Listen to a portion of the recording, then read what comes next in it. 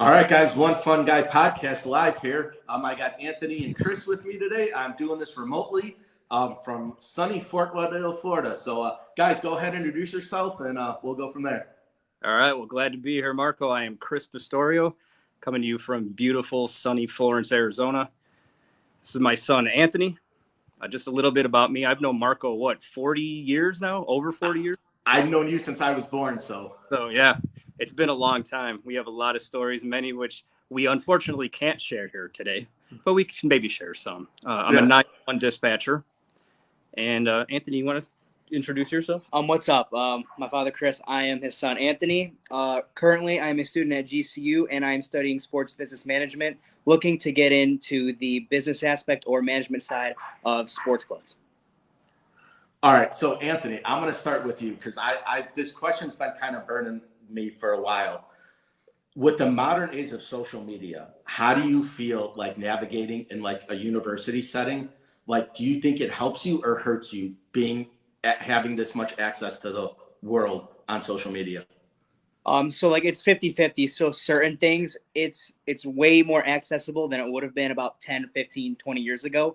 But then there's other things that come along with it, like certain guidelines that are really apprehensive and tough to navigate through. So sometimes it can be very accessible, and other times it's very confusing, to say the least, especially for a college student.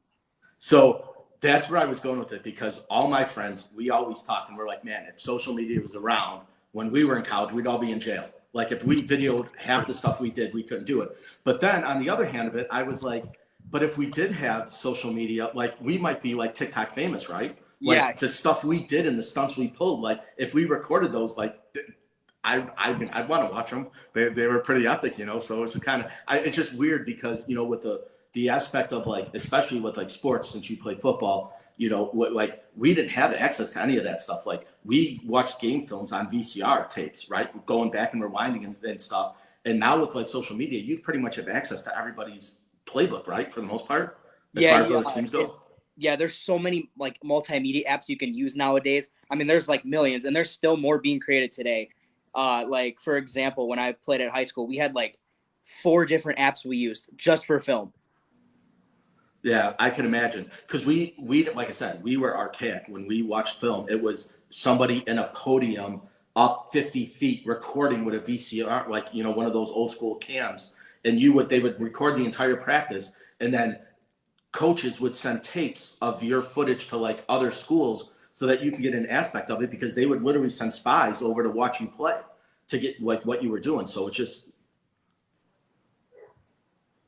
To say the least, like nowadays, I mean, we played some schools where there's drones in the sky and they're recording overhead film. You've got your end zone film. And I know like back then they didn't even have any of that. Yeah, like you said, it was just, you know, you had scouts come to watch people, or you had one guy recording on one camera and top of a press box watching. Whereas nowadays, I mean, there's 8 to 9 camera angles that you have to go through. And it's pretty much a do-it-yourself kind of recruit thing now. You make your own video packages and you can send them out to coaches in schools, or your coaches will for you. So that part I would say is more accessible. That's awesome. All right, Chris. So going back to the stories that we have, right? So growing up, we had some pretty awesome times, right? It was just it was a simpler time back then, right? We didn't have to worry about a lot of the stuff that like Anthony has to deal with now. What memory do you think sticks out the most? Like what stuff we've done? He knows a lot of our stories, and before we came on, he's like, you got to tell the story about this or that. I'm like, yeah, no, we can't, because then I won't have a job. But the funniest was when I was with, just to give people a little background. So Marco's dad and my dad actually met in high school. And then they worked at a beef stand in Chicago. It was Johnny's Barbecue.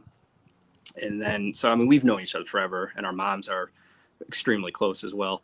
But my funniest memory is, do you remember when we went to go get tickets for WWE Raw?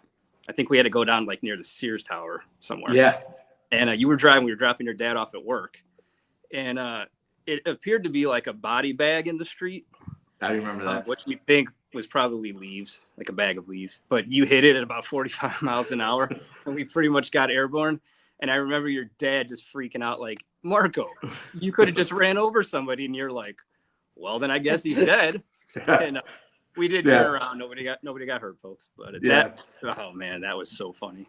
Yeah, There's that's so crazy many 'cause, stories. you know, it's hard to think about, right? But like we've been at each other's birthday parties since we were kids, right? Oh So yeah. up until pretty much high school, we Hmm. spent every summer together going to Lake Geneva, and like you know, we were closer probably than you know most people would be if they were family, right? Like brothers Absolutely. don't even you know aren't as close as like we were. So I think that aspect of it was like super cool, like the stuff that we did. Um, when I look back at it though, like as far as like forging like a friendship goes, like what we had was way beyond like friendship, right? Like we consider ourselves family. That's Brothers, how yeah, like tight brothers we from are, different right? mothers. Right. So at the point of all of this going back to like what I was doing, like growing up like Italian, right? Like we'll touch on that.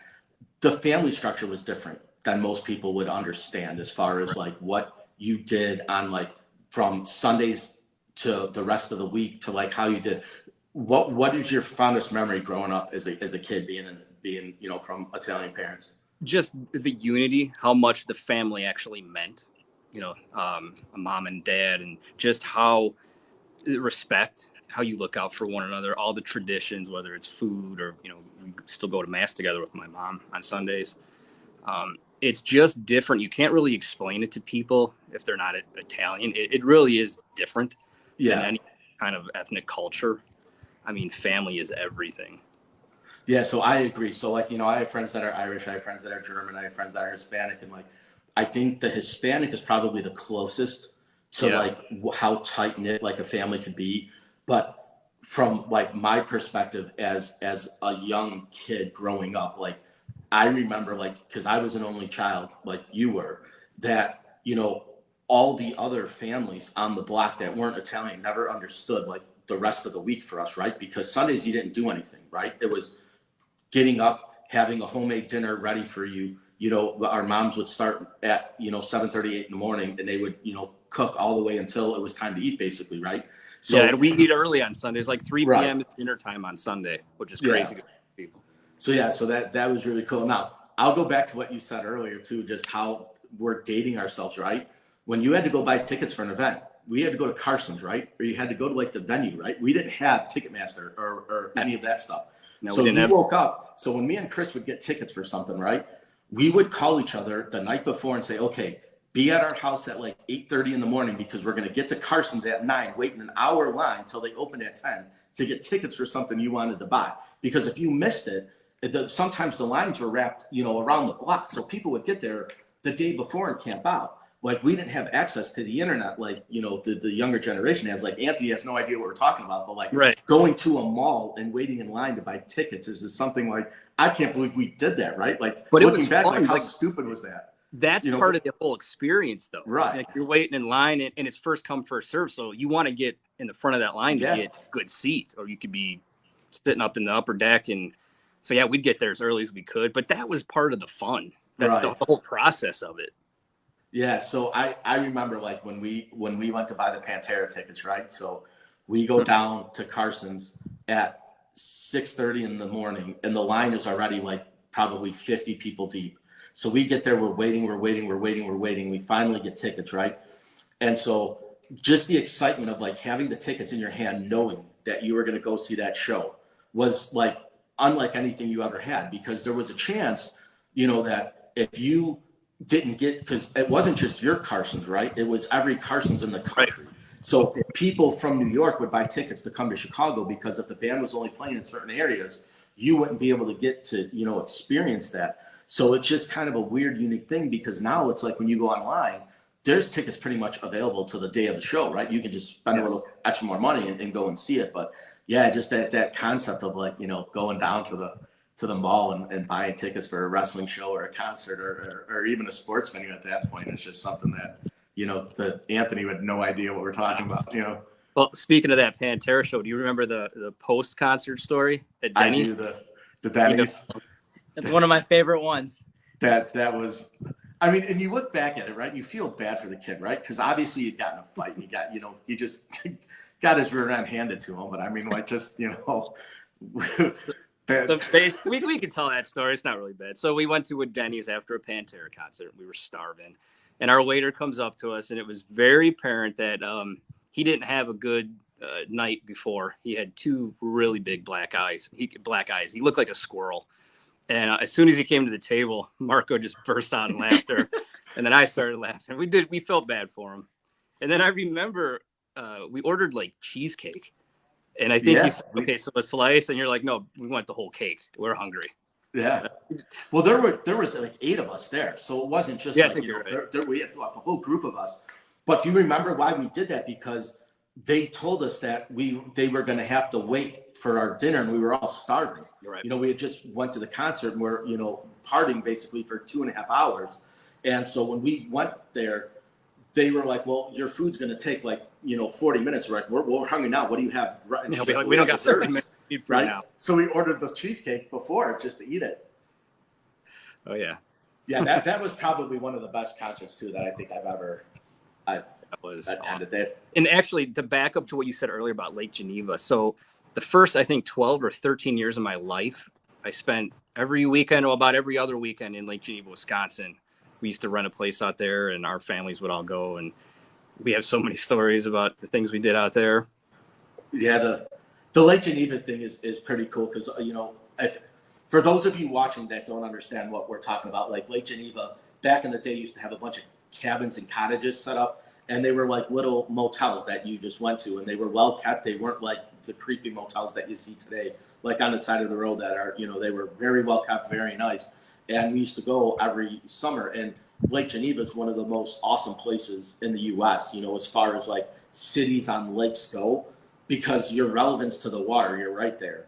It's pretty much like it almost is a, you know, even to this day, it's like a walk back in time, right? It's like walking back into the 1960s all over again. It's just all these little shops and antiques and little places and awesome food. And, you know, and you have the river walk and the observatory. It's like, it's one of the coolest places, definitely in the Midwest, if not the entire United States, just the way it's set up. And then it was nice because all the mobsters used to have their hideouts over there. So when they would leave Illinois and fly up north on chases, they would go to Lake Geneva to hide out. So you had Capone's Hideout was a restaurant for many years, and I think you had Tony Accardo had a place up there, and Joey Lombardo had like everybody who was everybody in the mob had a place in Lake Geneva, just where they would go and tuck away from the rest of the world.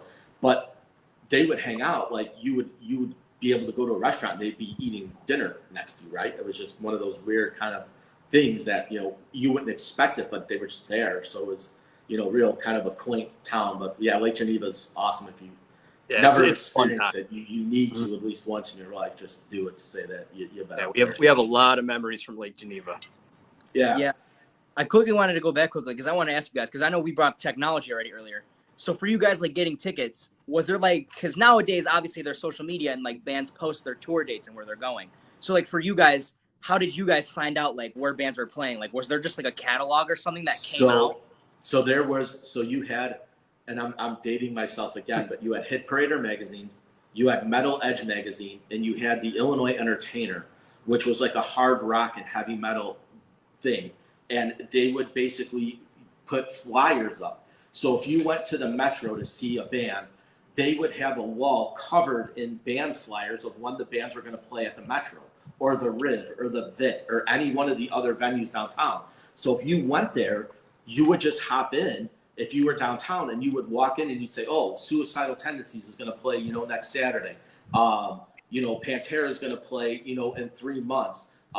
You know, whoever is going to play. And that's how you would basically do it. Because when you went to a concert back in the day, like we didn't have cell phones. We had cameras that were, you know, you roll the thing and take the film and go and have it developed. And hopefully you were able to get, you know, enough good pictures that you would have them, you know, made. So having, you know, access to that stuff was really just kind of magazine, right? You'd open the Hit Parader and you'd go right to the metal, hard rock and metal section.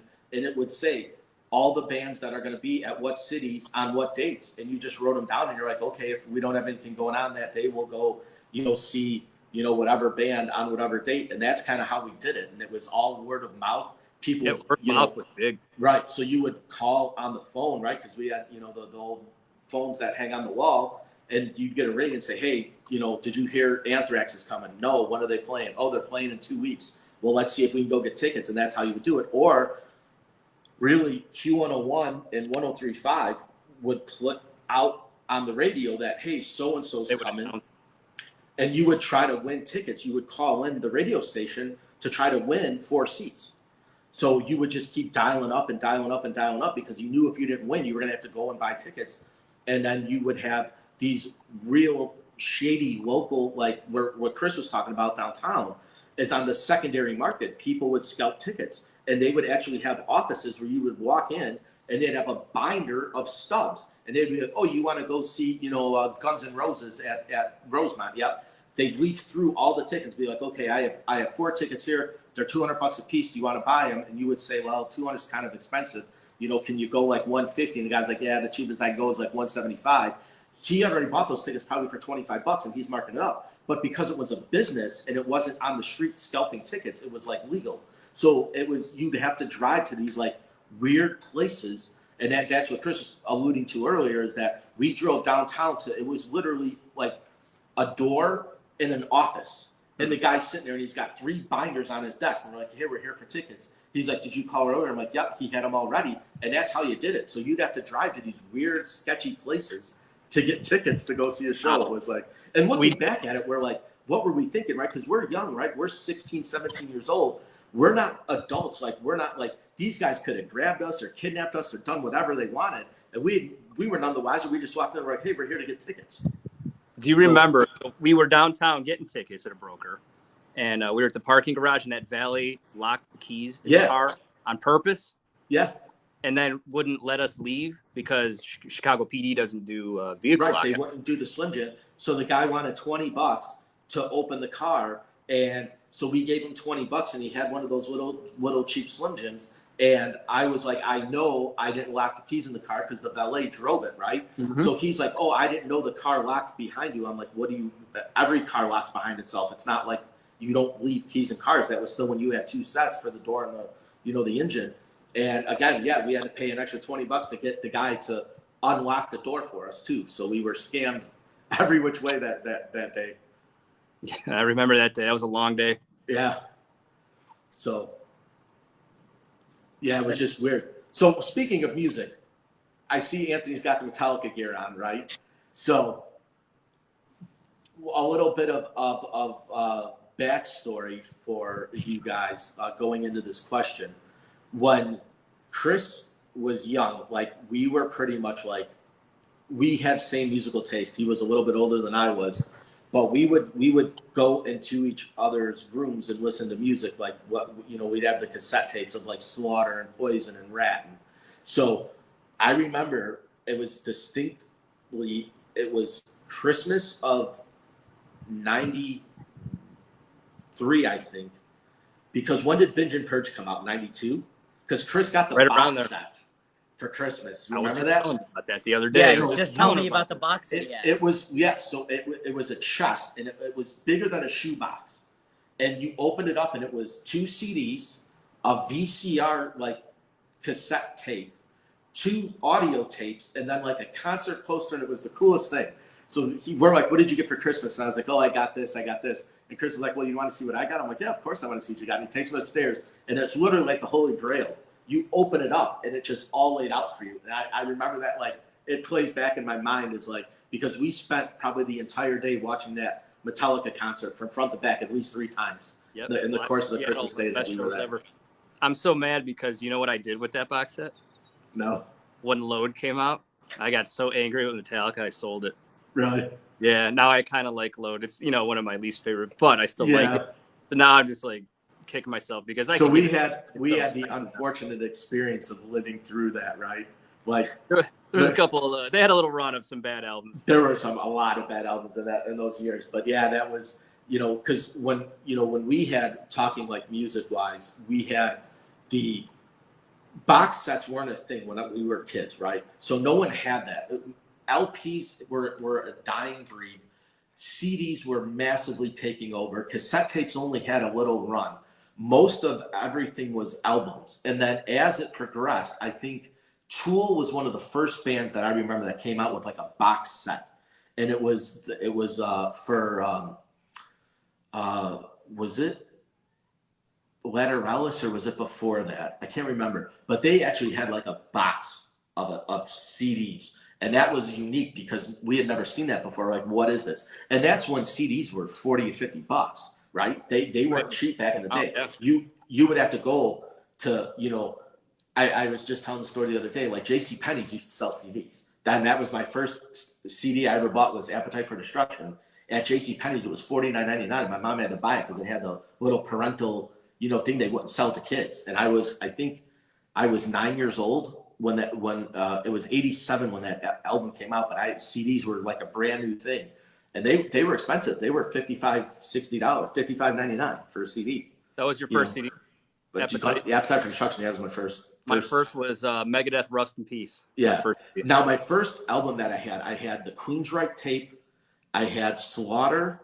I had Motley Crue's Dr. Feelgood, all on cassette tape.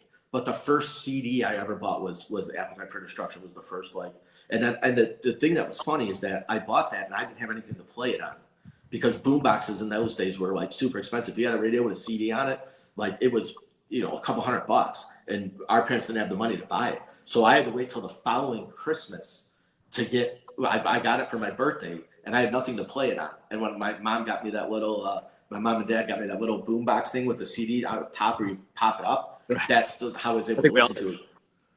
So yeah, very, very. And that's what's unique. so different, like from you guys again to me is like I can't, like I could buy CDs and that, but nowadays like that's just it. That's not what everyone does. Yeah, streaming. you stream music. It's It's all just, you know, streaming. So for me, like, you know, going and buying a CD or anything like that, it's unironic or unethical because they don't really sell them even in stores. Everything is online that you can buy. But like you said, your guys' first albums, I guess the closest thing I could say to that is the first album I ever listened to, which was trying to remember. I think it was 2011. We were in the car and you put on Injustice for All. And the first song ever that I heard was Blackened. And that's why it immediately became my favorite album. That's my personal favorite Metallica album is because of that. And that memory alone. Yeah. And it's crazy to think because I didn't really get introduced to like heavy music until I was pretty much in high school. Between like Metallica was kind of like the first introduction of it, but like a lot of the bands that we grew up with were like considered like heavy metal was like glam rock, right? So heavy metal was Motley Crue. They were like the heaviest thing. Like, so if you deemed the term like heavy metal, it was like Motley Crue was like heavy, you know, like because Sabbath was still considered hard rock. Zeppelin was still considered hard rock. You didn't really have like Motley was like the first band that was like considered like metal when you were like listening to it. And you're like, and now you look back and you're kind of like, that was cheesy, but that's what we had, you know, that's what we grew up on were those bands. And then coming into the 90s when grunge took over in pretty much 92 and 93, you know, going into high school for me was like a difficult time because all of these kids now were into like Nirvana and I really didn't understand it. I was like, because I still liked the have a good time party aspect of, you know, the 80s rock music, and grunge kind of ruined that for a lot of people. A lot of those bands went out, yeah. Well, my first experience, so I was 5 years old. I was at Frankie Canizaro's flat there off of Narragansett in Chicago. And at that time, do you remember Showbiz Pizza? Yeah. Do you remember that? So I was listening to like Showbiz Pizza records at 5. And he calls me and he's like, dude, you got to hear this. It's a band called Rat. And I'm like, Rat? What is it? You know, what is this? So he puts it on, and as soon as I heard it, my jaw hit the floor. I'm like, what in the world? And I'm 5 years old. He's like, take it home, listen to it. I listened to that thing. I think I wore out the tape. The next day, I think my mom's watching this. Hi, Mom. I wrote Rat on her refrigerator in crayon. I tried to draw the logo. So that was the beginning of it all for me. And I still love Rat. Yeah. So I in that like era, my cousin Carm on you know, my dad's side of the family, his older brother John had all the records from the 70s. So Queen, The Doors, Kiss, Pink Floyd. So he would always play those. So in the background, like I kind of knew what the music was like eclectically. But like I said, I think like coming into everything was pretty much your choice of music was when I would come over, you would be like, hey, did you hear the new Slaughter? And I'm like, I don't know what Slaughter is. And we played Stick It To You, and it was like and we would spend the whole day listening to the cassette. you know, and that was kind of my introduction to music was pretty much through you, because I didn't have access to like any of this stuff. Like we didn't have, you know, my parents, like their generation was, you know, they were Frank Sinatra, Dean Martin type thing. Nothing wrong with Great that, music. they're classics. But going into as a kid, you're listening to these old classic rock albums, which again, they're awesome, but you want to listen to what's like popular now. And my dad couldn't stand like the 80s, you know, like, you know, music, and especially, you know, like Yeah. a band like Twisted Sister, right? Where they're all in pretty much drag and they're all wearing makeup. Right. And like, they were like, what is this? Like, they didn't understand what it was. It was all foreign to them. So like when my dad would be like, what are you listening to? And I'd be like, oh, I'm listening to, you know, Twisted Sister. He's like, what? Like that was like just totally obnoxious to them. Oh, yeah. You know, now all the bands now, like they make Twisted Sister look like, you know, they're like the Frank Sinatra of their generation, right? Like the bands that are out now are, you know. Yeah, it's just getting heavier and faster and crazier, but not necessarily better. Yeah. Oh, well, there are some bands now, though, I really feel that like can kind of carry that torch. You know, but I mean, even like, you know, Metallica's still going strong, right? But like, for example, like for me, like Parkway Drive is awesome. Like, you know, they're young guys. They're pretty much established. You know, they have the pyro like Rammstein. They're pretty. You know, I think they could probably carry that torch. Killswitch could probably do it. Yeah, You know, there's a few bands, you know, that are out there now that could do it. Just I don't know if the longevity is going to be there. You know, you have a band like Metallica that's been going strong for 40 years. It doesn't seem like they're stopping. Pantera's right behind them. we just saw Suicidal, Five Finger Death Punch. I'm not really a big fan, but they opened Pantera and Yeah. Metallica. So Five Finger Death Punch, ironically, I saw them when they were Motograder. Three of the five guys. That's They when opened I up for was still singing in that band. Yeah, and they opened up for Mushroom Head, and that was my first experience with them. So that's kind of I saw Ivan Moody when he was basically a nobody, you know, when they went because I think it was him, the guitarist, and the drummer at the time were all in Motograder. Jeremy, their old drummer, was in Motograder. So it was In that new band he's in.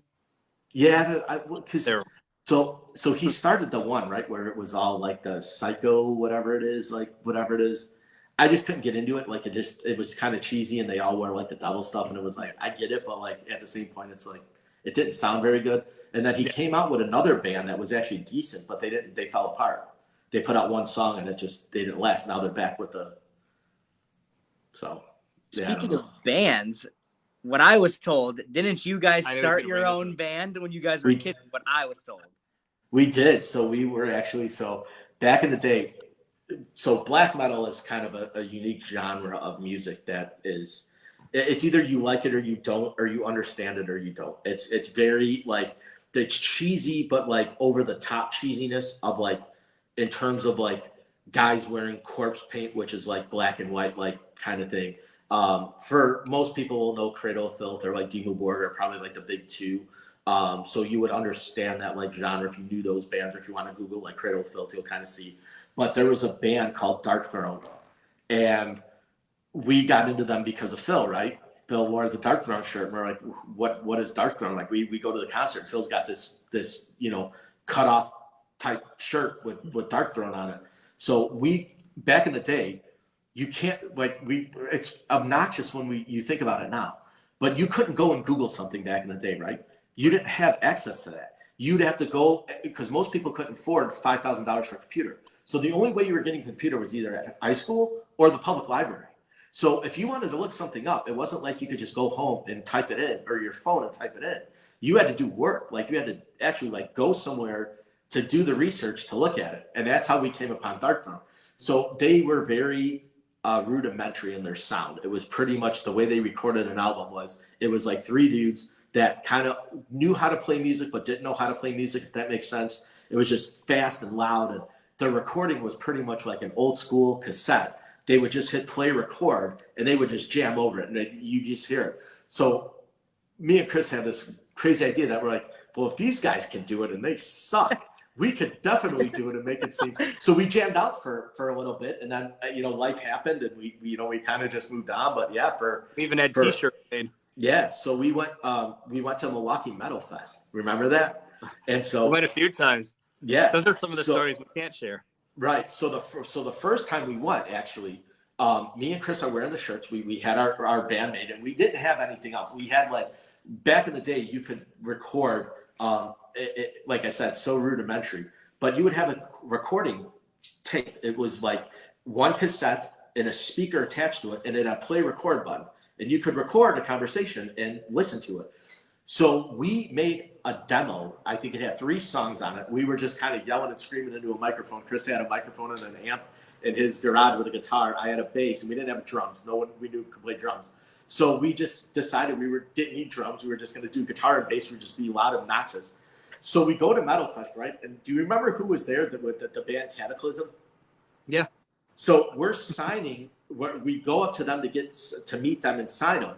And the bassist and the drummer and the singer from Cataclysm are like, "Where'd you get those shirts?" We're like, "It's our band." They're like, "That's awesome!" And Chris drew the logo. So Chrisian said that as well. Band Chrisian. So we're walking around with our band logo shirts and like these like. I mean, back in the day, they were pretty popular, like Trizian and Cataclysm, and like those bands were like, recognizable names in the metal community. And both of them were like complimenting us on our shirts. So me and Chris are like elbowing each other, like, "Did you see that? Like, they know our shirts, right?" So they were like, so we told them, we're like, so the one dude was like, "Well, if you need recording space or whatever, give us a call." I think they were out of Michigan or whatever. And we're like, "Yeah, we're from, Illinois."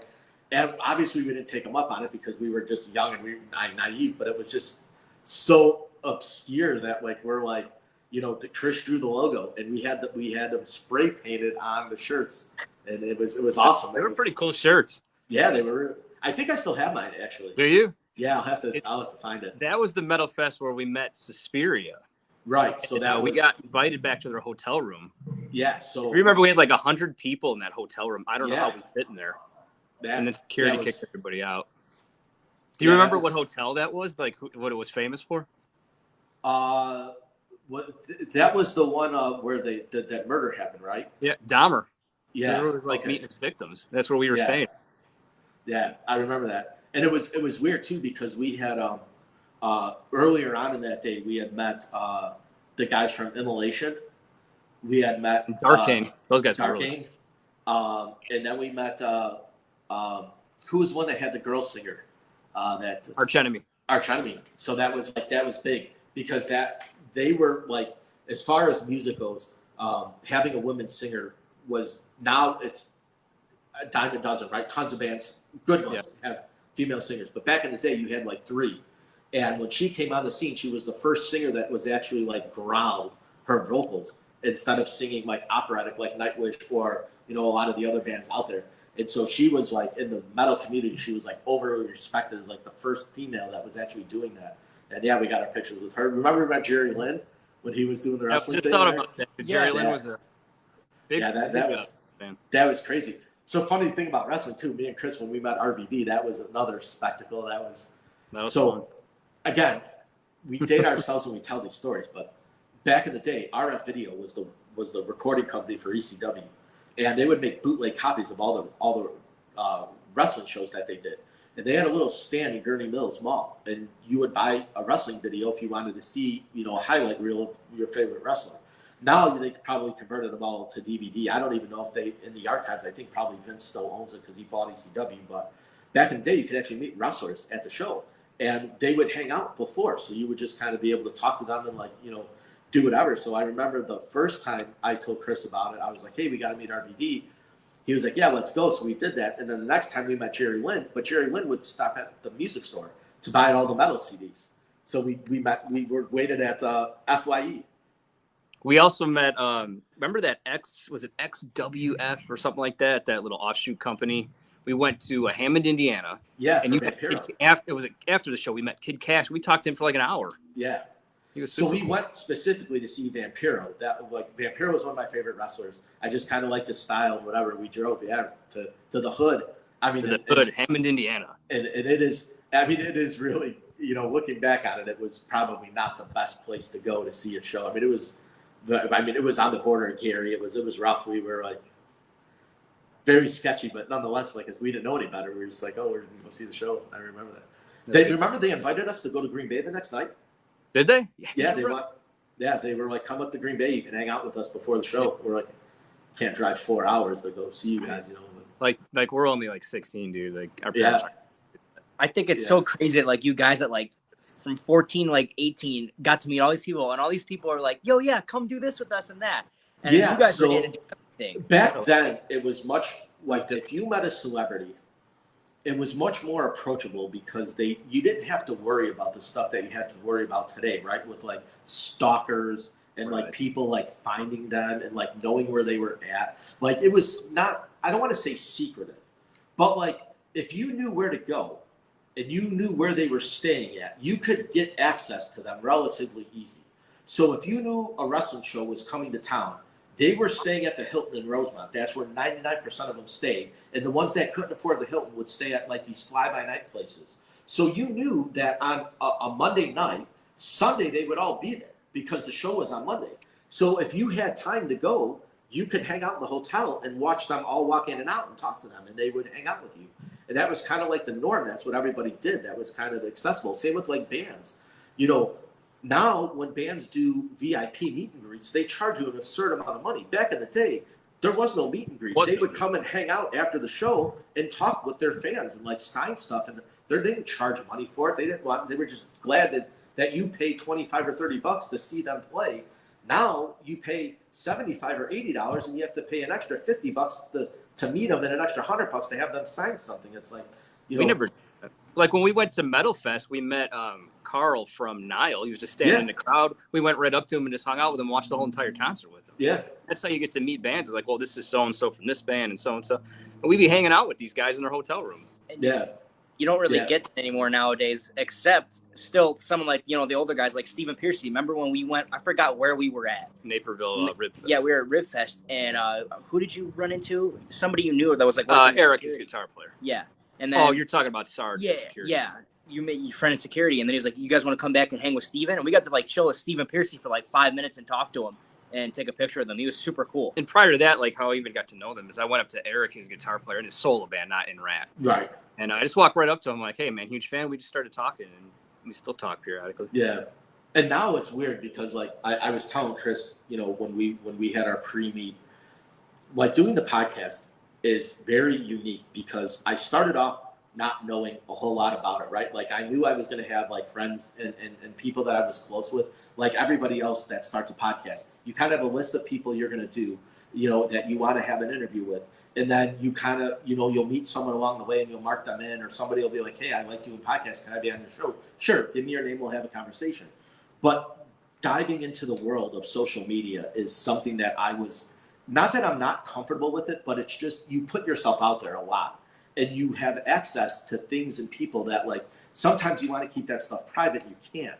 So like I go on TikTok live and I have people that hop on my lives and I've never met them before, and now we're having a conversation, and it's a bizarre feeling because it's like you don't want to tell them too much, but at the same time you want to tell them enough to just keep them kind of hanging on to say, I would love to do your podcast, tell me about it. And then once we go into that, I explain it's a conversation style podcast. I usually say like, think Joe Rogan because of, you know, the people that I have on. I don't want to be typecast into one like group of people. So, you know, that was my whole attitude when I started it. I was going to do that. I was going to say, okay, I'm just going to have all my first responder buddies on and we'll talk all of that kind of stuff. But it's such a small, eclectic group of people. And most of them that are still active don't want to talk because they don't want anything from their agencies to come back to them. So, you know, we have to walk that fine line. But having the social media like presence is very bizarre. To be able to like do that and like be out there, I wasn't ready for it. And I know like Anthony, I see you all the time, you know, on social media, and you're awesome. You put yourself out there. Like that's why I wanted to ask you, because like it is just, for me, it's a world that I am not familiar with. And Crystal, she's been doing it for 7 years where she's been making videos and putting stuff out there. It's like second nature to her. For me, it was very stressful because I didn't realize how much work it was actually going to take to do this. Because I thought I would just have a conversation with somebody on a weekday and put it out there. And now I'm like, you have to have social media presence in order to do this. And so that's kind of the thing. Like, you know, I was talking to Chris, I'm like, you could say what you want. You could say as little or as much. It's up to you. You guys have, you know what you want to talk about. You know, I just kind of navigate the conversation, you know, and it just kind of goes from there organically. But it's a very weird thing with the social media stuff that, is kind of very abnormal for me. Yeah, and like for someone like me, like an 18-year-old, it's almost impossible to not be on social media nowadays, like growing up in the 21st century. Like when I first started, I mean, I had social media apps. I was never really active on them. I was quiet. But as you get older and you're on them longer, you start it just depends on your personality, really. You just tend to not really care, and you just start to be yourself more and more each like day by day, week by week, and you just start to post and say whatever you want and what's like, how do I word it? What holds a special place in your heart. So like Sure. for me at first, I never used to like really comment or post anything, but now it's like, I mean, I have access to so many photos and videos, and I'm on every single social media app. So I'm just enjoying it and I'm being myself. So it's almost like another platform for me to be me. Sure. So let me ask this question. Has anybody that you've been friends with throughout the course of either high school and now, being a freshman in college, has anybody said that they want to make social media their career? Like, because I mean, personally, no. I mean, I think some people, there's obviously lots of people that, they want to make social media their career. Like for me, as like a side hobby, I want to have like, a strong following, but it's not like something that's very important to me. But personally, nobody that I know has wanted to make a career out of social media. But I know that my friends have had friends that are like, oh yeah, I want to be like super popular on Instagram, or kind well, of like that's you. what I'm saying. Because like when you posted your football videos, like your highlight reels, some of them are getting like hundreds, if not thousands, of views. And if you made content specifically for that, I was unaware of how much money you could actually make if you wanted to on social media. And it falls into your lap. If you really want to make social media a career, there's guys that make $5,000, $6,000, $7,000 a month strictly by making videos every day. And that's all they do is they make content.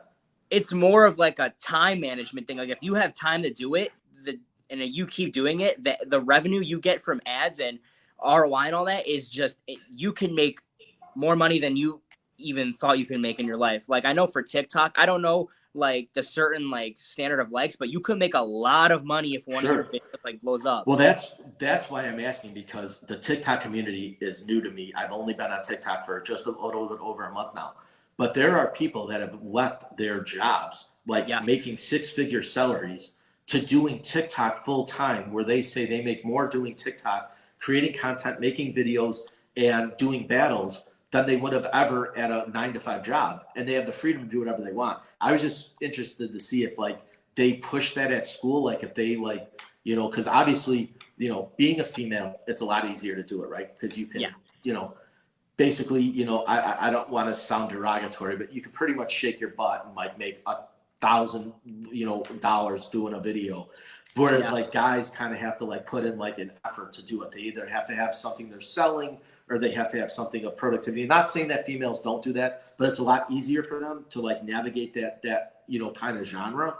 Yeah. But I was unaware of the amount of money. I a couple of guys I follow on TikTok, and I've asked them like the conversations to be on my podcast, and they're like, yeah, if I have time, I'll do it. Where they've all told me that doing what they do, whether it's playing an instrument or whether it's, creating likable videos, that they've quit their 9 to 5 job and they are 100% doing social media now, where it's like, it seems to be that is the trend now, especially for like the younger generation, like so kids that are 12, 13, 14 now, that's going to be, I think, the next realm of like what is going to be popular, where school is pretty much, I think, going to be obsolete, just because of the fact that you can make more money at 10 years old on TikTok than you ever could going to school and getting a job and working. It's so easily accessible. And that's where the time management comes in. Like, when you're 10 to 14, you don't have a job. So it's just school and come home. And for those next 8 to 9 hours of your day, what do you really have to do? So that's why those kids have so much more time to make content. And as you get older, you get a part-time job when you're 17 to 18. But for the most part, that's why TikTok is more I wouldn't say more focused, but a lot of the users on it are younger generation because they have so Right. much more time. Sure. I mean, I was just unaware of how much money potentially you could make doing something as simple as creating a few videos and getting people to like you, and then obviously asking you to, have a product that they want to sell and having you be their marketing team, when all you're doing is making hundreds of dollars going live because people are gifting you all these exotic things and you're not really doing much other than just being yourself on social media. People like you and follow you. It's a bizarre realm for me. And like, I'm still trying to wrap my head around it, but it's like, you know, like obviously I do the podcast for fun. It's just a passion thing for me. Like I'm not monetized. I don't make a single cent out of it. I just enjoy doing it. It's more of a passion project for me. But like down the road, you know, people are saying, well, give yourself 5, 6, 7 years, you know, when you can get, you know, 10,000, 20,000, 30,000 subscribers, you know, YouTube will pay you $1,000 a month or $2,000 a month or $3,000 a month for making, you know, content if you get your subscribers up. And I was like, really? And they're like, yeah. So obviously I'm not, like I said, I don't make a dime off of this now, but, you know, going into retirement, you know, 5, 6 years down the road, like if I could do YouTube and make videos and my podcast is still going strong, like that would be something I would, you know, gladly consider doing in my retirement. But I just never thought about it. And it's just like, and so now I'm thinking like, well, you know, I'm 44, but if I was 14 and I had access to this, like I'd be doing it every day.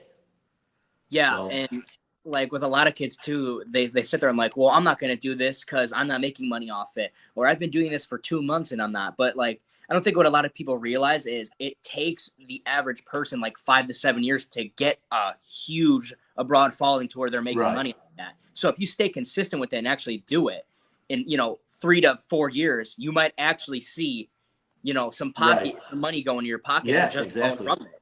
Well, that's what happened. Like, I mean, pretty much everybody knows Mr. Beast, but that's how he did it, right? Yeah. He was 14 years old. He started making YouTube videos, and now he's 23 years old, and he's a multi-billionaire. Mm-hmm.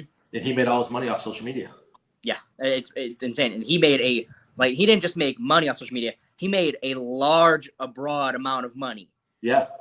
I think he made all his money on social media. Well, I mean, obviously with endorsements and everything else now, you know, but just by making content videos as a kid, you know, and that's what I was saying earlier, like when I asked you, you know, when the show started about, you know, creating content, because like I said, when I was in school, we always joked around and said, man, if social media was around when we were in school, none of us would be where we're at. We'd all be behind bars. But then I was like thinking about it. I'm like, but all the cool stuff we did, right? Even we laugh about it now. Like we got in trouble then, but it wasn't like something that was egregiously offensive. It was just something that was like, you know, anti-norm back in the day.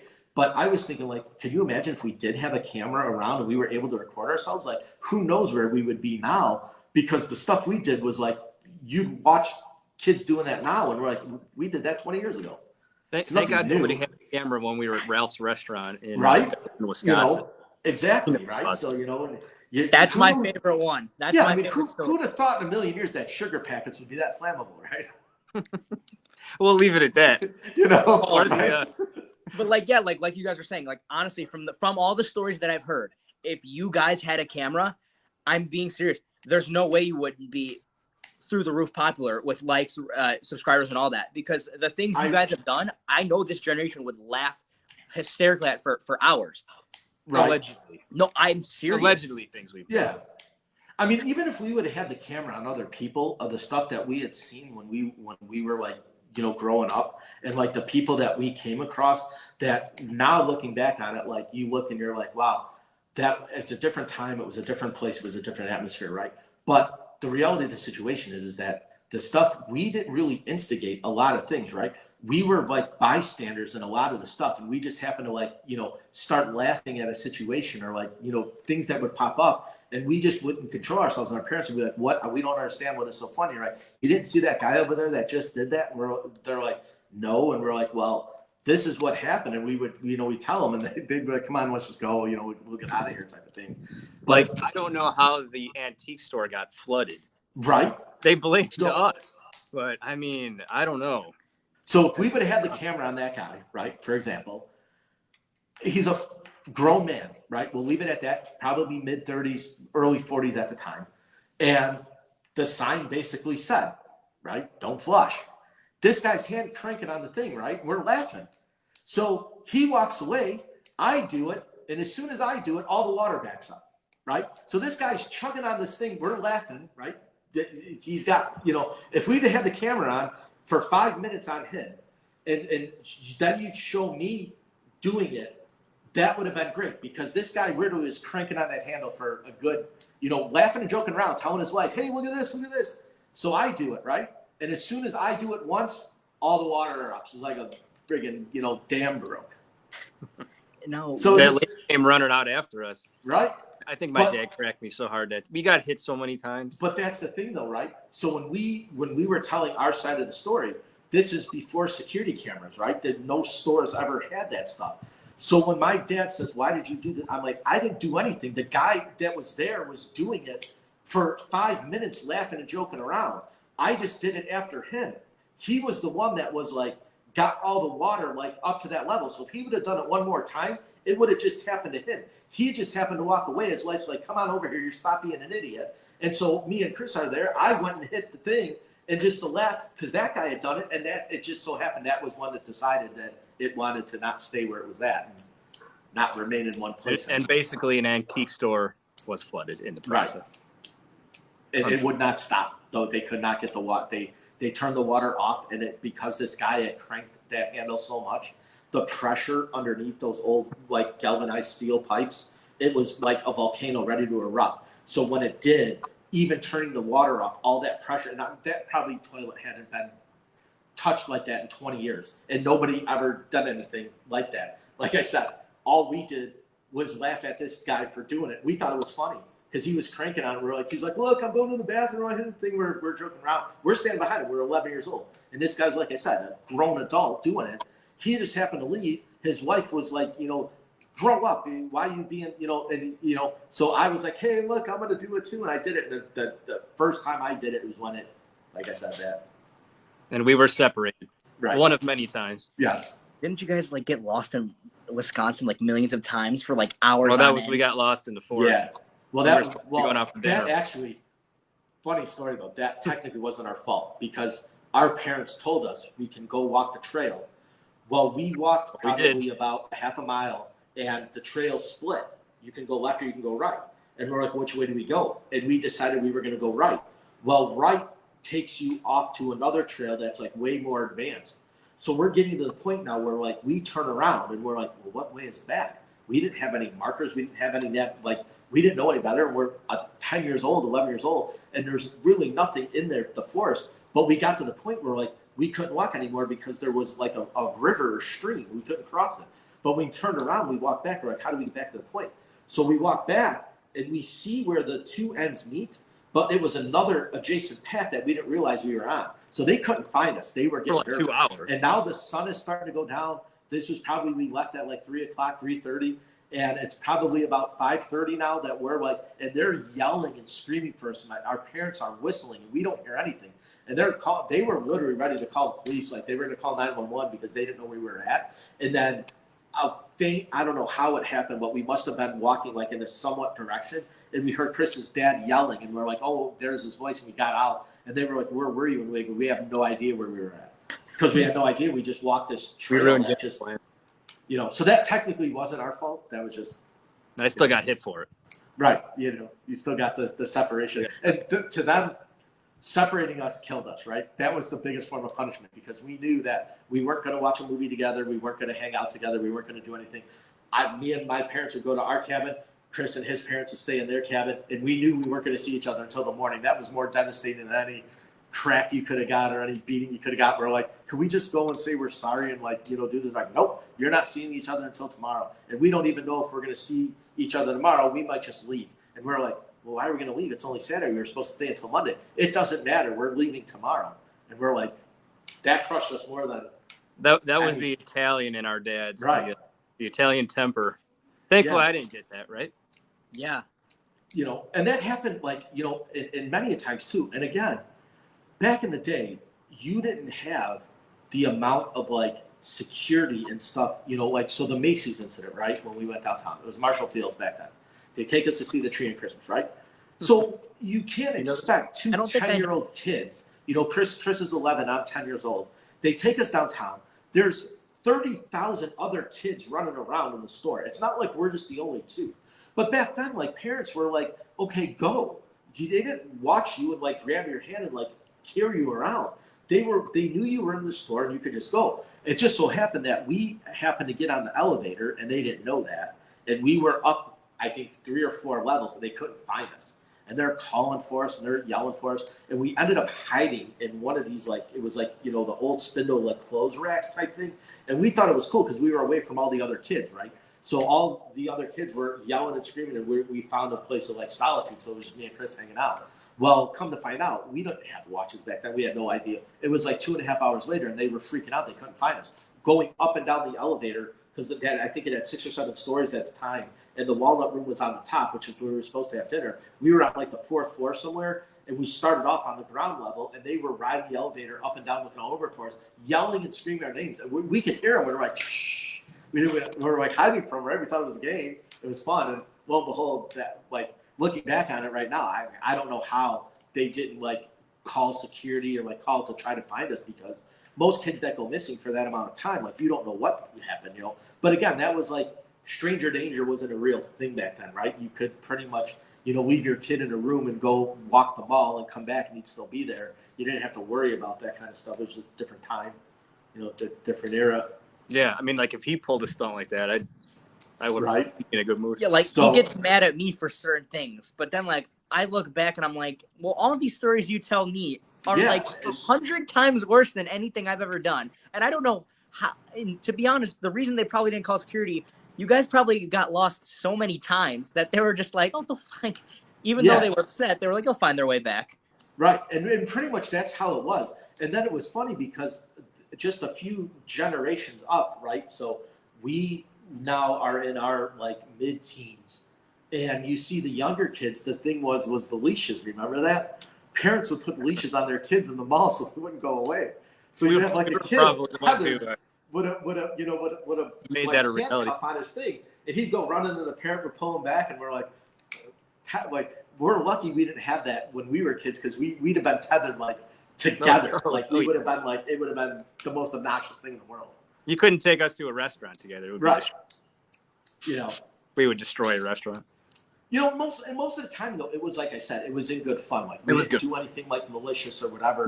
No. We just the incidents we found ourselves in just happened to be, like, more grandiose than they should have been. Than the average kid. Right. But looking back at it, though, now, like, that was funny, right? Like, we tell the stories now, and we're like, that's hilarious. And any kid today would have done the same thing that we would have done. The only problem is that most kids, like, they don't have the flexibility to do what we had. Like, we were able to live in a generation where, your parents told you go outside and play, come home when the streetlights come on, spend all day outside. Like, you never stayed in the house. Like, if I stayed in the house, my dad would be like, why are you being lazy today? Get up and go play. Like, go out. They forced you outside. You didn't want to go. They're like, go out and play.